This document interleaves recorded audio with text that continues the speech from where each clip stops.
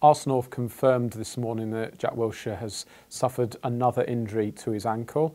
Arsene Wenger says he will be out for at least 3 weeks, which rules him out of the Bayern Munich second leg on Wednesday night, Arsenal's trip to Swansea on Saturday in the Premier League, and also England's World Cup qualifying double-header. Obviously, this is a grievous blow for Arsenal's hopes of overturning the 3-1 deficit in the Champions League against Bayern Munich from the first leg, and also England's hopes, particularly against Montenegro in the second of the World Cup qualifying double-header. It goes without saying, Wilshere, massively important player for Arsenal, their most influential midfielder, the player who makes them tick. He's played nearly every game since he returned from injury in October after spending 16 months on the sidelines without competitive football.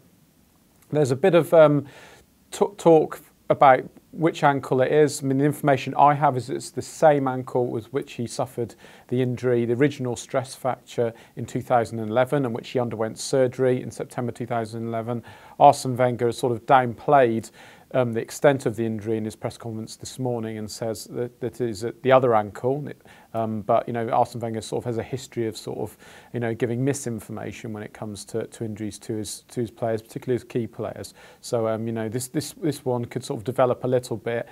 With Jack Wilshere, he is England's talisman, he's Arsenal's talisman, so he's not just, you know, average player being out on the sidelines. We're talking about, you know, one of the most important players, young players in England and in Europe. We all know how important he is to Arsenal. Very, very worrying that he's suffering from an ankle injury so soon after coming back from injury. He's only came back in October, only played about 30 matches, and obviously he was out for so long and he was so badly missed by both Arsenal and England.